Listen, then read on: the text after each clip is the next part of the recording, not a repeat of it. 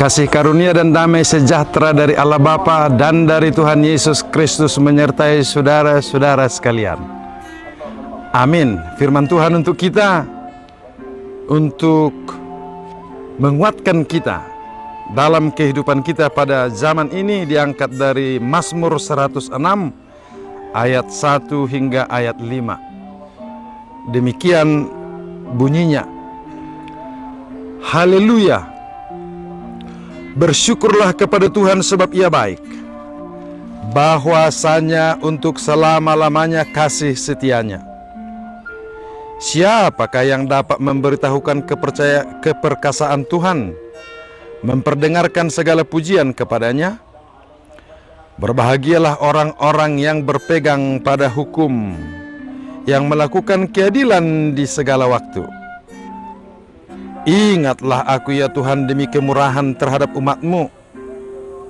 Perhatikanlah aku demi keselamatan daripadamu, supaya aku melihat kebaikan pada orang-orang pilihan-Mu, supaya aku bersukacita dalam sukacita umat-Mu, dan supaya aku bermegah bersama-sama milik-Mu sendiri. Demikian pembacaan firman Tuhan, saudara-saudara. Dalam kehidupan kita sehari-hari paling tidak ada dua momen bersyukur. Yang pertama adalah momen memperoleh sesuatu. Itu menjadi hal yang biasa dalam kehidupan kita untuk mengungkapkan syukur. Misalnya ketika seorang anak lahir dalam satu keluarga, mereka bersyukur. Atau ketika anaknya berhasil dalam studi, dilakukan upacara syukur. Atau ketika seseorang mendapatkan pekerjaan, dilakukan syukur.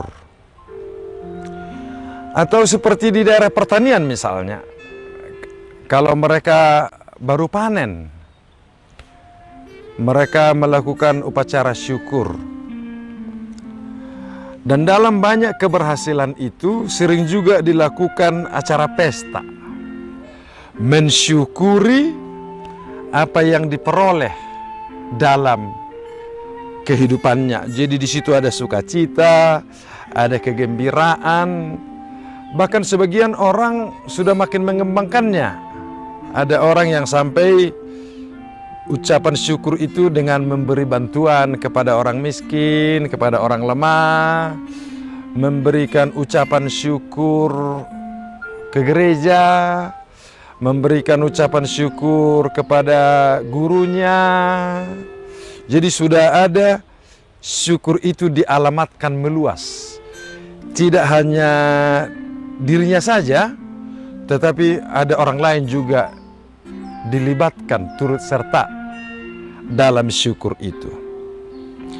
Dan tentulah kita semua berharap itu boleh terjadi dalam hidup kita, mendapatkan keberhasilan, mendapatkan sesuatu yang baik, yang menyenangkan, yang menggembirakan hidup kita, dan kita bersyukur karenanya. Tetapi yang kedua, ada juga bersyukur karena tidak menjadi korban dari sesuatu. Misalnya ketika terjadi tabrakan, dia selamat, tidak bahaya, walaupun mobilnya sudah rusak, dia bersyukur. Atau ada juga ketika dia mengalami sesuatu yang berat dalam hidupnya, misalnya dia sakit dan tidak sampai meninggal, aku bersyukur. Bahkan sesuatu syukur yang sedikit pilu ya, syukur yang sedikit pilu.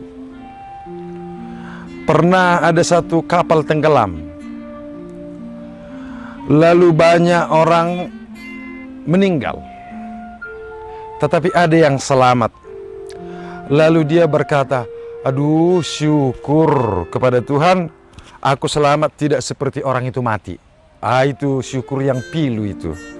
Ya memang dia bersyukur dia selamat, tetapi perbandingannya sangat memilukan. Karena orang itu sudah meninggal, dia tidak meninggal, lalu dia bersyukur. Artinya ada juga orang yang bersyukur ketika dia berhasil, orang lain gagal. Wah, bersyukur saya berhasil, orang itu gagal. Itu biasanya disyukur di kompetisi lah itu. Seperti sepak bola misalnya. Kalau grupnya menang, dia bersyukur, dan grup yang lain kalah, dia bersyukur. Itulah pengalaman-pengalaman hidup kita, dan tentu ada banyak yang bisa kita syukuri dalam kehidupan kita ini. Waktu anak-anak dulu, rasa syukur ini yang pertama-tama selalu diajarkan oleh orang tua kepada kita. Bersyukur karena kita sehat. Itu tergambar dalam doa-doa yang dinaikkan kepada Tuhan. Terima kasih Tuhan, kami bersyukur karena kami sehat, begitu. Jadi inti pokok dalam kehidupan sehari-hari itu, bersyukurnya itu dalam kesehatan. Belum dalam keberhasilan, belum. Apalagi suasana waktu dulu di kampung-kampung itu, dalam suasana miskin itu, ya bagaimana mensyukuri keberhasilan? Sebab derita yang terus-menerus selalu berlangsung bagi mereka.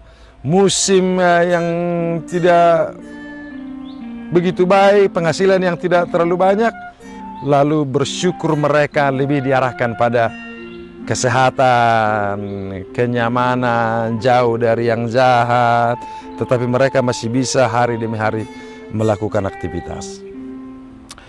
Dan hari ini saudara-saudara, kita akan mendapatkan syukur yang lebih bermakna. Bersyukurlah kepada Tuhan, sebab Ia baik.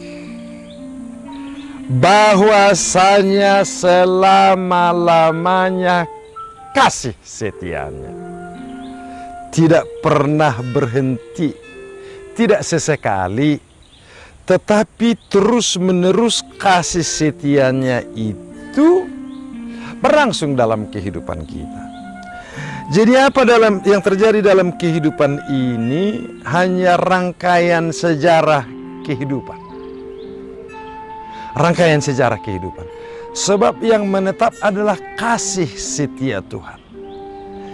Dan kasih setia Tuhan yang kita terima saudara-saudara, yang sungguh-sungguh kita nikmati pada saat ini dan selama-lamanya, adalah Yesus Kristus yang telah mati karena dosa-dosa kita, yang menyelamatkan kita, memulihkan kita pada kehidupan yang kekal. Yang semestinya sebagai orang berdosa, hidup kita sudah berakhir pada kematian dan penderitaan selama-lamanya. Tetapi oleh karena kasih setianya kepada manusia itu, kepada kita, kita diberikan ruang yang baru, ruang yang luas untuk mendapatkan kehidupan yang kekal. Jadi apa yang terjadi di dunia ini terhadap hidup kita, itu menjadi rangkaian sejarah kehidupan. Dan rangkaian sejarah kehidupan itu, ya ada turun naiknya, ada gagal berhasilnya, ada sehat dan sakitnya. Itu adalah rangkaian kehidupan yang kita lalui, di mana kasih karunia Tuhan ada di dalamnya. Jadi kita juga tidak terlalu heran kalau mendengar ketika orang lepas dari tabrakan, bersyukur katanya. Bahkan kakinya sudah patah, aduh syukurlah masih satu kakiku yang patah, masih ada satu lagi katanya. Aduh syukur katanya, aduh cuma 2 jarinya yang terputus katanya, masih ada 3 lagi. Jadi syukurnya itu sudah lebih pada keadaan di mana aku masih bisa melakukan sesuatu, meskipun sesuatu yang semakin terbatas, semakin sedikit, atau semakin rendah, tetapi aku masih bisa melakukan. I still can do it. Saya masih bisa bergerak. Saya masih bisa berbuat sesuatu. Bersyukur Dan secara khusus pada teks kita ini, saudara-saudara, kasih karunia Tuhan itu terlihat dalam keperkasaan Tuhan. Allah yang perkasa, Allah yang kuat, Allah yang maha kuasa untuk hadir di tengah-tengah kehidupan kita sehari-hari. Nah, oleh karena itu saudara-saudara, pemazmur melihat apa yang terpenting dalam hidup ini. Kebahagiaan apa yang perlu kita gapai dalam hidup ini. Kalau rumusan manusia, kebahagiaan kalau dia mendapatkan lebih dari apa yang ada. Kalau hari ini saya hidup dalam kemampuan 10, lalu besok maunya 11. Kalau hari ini saya punya kemampuan ekonomi 4, maunya besok punya kemampuan ekonomi 5. Jadi kalau makin meningkat, di situ kebanyakan orang merasakan ada kebahagiaan. Tapi sebenarnya tidak mungkin itu, saudara-saudara. Ada limitnya, ada batasnya, Jadi ada batas di mana kita mencapai puncak kehidupan yang bisa kita lakukan untuk selanjutnya turun.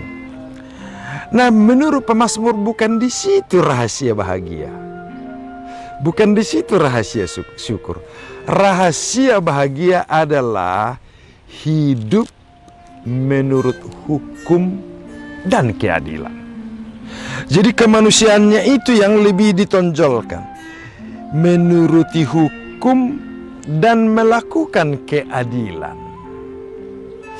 Nah, jadi hakikat keindahan bahagia internalnya itu, bagian hidup kita itu, ketika kita bisa melakukan hukum itu semakin baik, dan kita berlaku adil semakin baik dan semakin baik. Waduh, ini sesuatu yang indah, saudara-saudara. Karena hukum dan keadilan itu berlaku ketika kita berelasi dengan orang lain, bersosial dengan orang lain, berhubungan dengan orang lain. Jadi kalau syukur yang hanya untuk diri kita itu masih personal, masih untuk diri sendiri. Jadi keberhasilan diri sendiri itu kita syukuri, ya dampaknya ya untuk diri kita sendiri saja. Tetapi ini sekarang sudah ada dampak sosialnya, sudah ada dampak relationship-nya, ada kaitan yang satu dengan yang lain. Dan kebahagiaan akan terjadi di situ ketika kita berada dalam kehidupan, dalam hukum, hidup dalam hukum, melakukan keadilan. Jadi keadilan itu terjadi ketika kita ada interaksi dengan orang lain, ketika ada persekutuan dengan orang lain, ketika ada kaitan dengan orang lain. Disitulah kebahagiaan yang sesungguhnya. Jadi kalau bahagia sendiri ya aneh aja itu, aneh itu. Dia bahagia sendiri dan orang lain menderita di situ. Ya, saudara-saudara mungkin bisa melihat itu. Ya ada aja orang yang bahagia sendiri aja dia bahagia, orang lain menderita nggak persoalan dia. Tapi itu kategorinya sudah sakit itu, sudah sakit.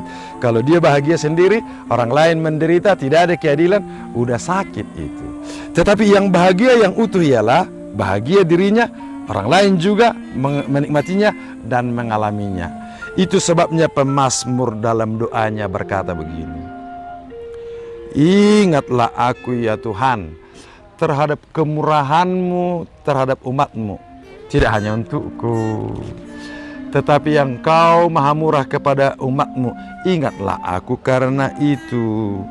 Ingatlah aku ya Tuhan demi keselamatan kepada umat-Mu, bukan hanya untukku, tetapi keselamatan kepada umat-Mu, ikutlah aku di dalamnya. Jadi kekuatan spiritualnya, kekuatan rohaninya ada pada itu. Dia melihat Allah itu bertindak universal, kemurahan terhadap umat. Dia melihat bahwa keselamatan itu berlaku kepada semua umat. Ingatlah aku Tuhan berdasarkan kemurahan-Mu kepada umat-Mu, berdasarkan keselamatan-Mu kepada umat-Mu. Waduh, betapa indahnya kehidupan seperti ini. Dia melihat dia adalah bagian dari komunitas itu. Dia adalah bagian dari persekutuan bersama. Dia adalah bagian dari kelompok itu. Dia adalah bagian dari seluruh umat itu. Di situ kebahagiaan saudara-saudara. Di situ bersyukur saudara-saudara. Ketika kita masuk ke dalam kehidupan bersama, masuk dalam persekutuan, masuk di dalam persahabatan oleh karena kemurahan dan keselamatan Allah, sehingga dia bisa berharap jauh ke depan.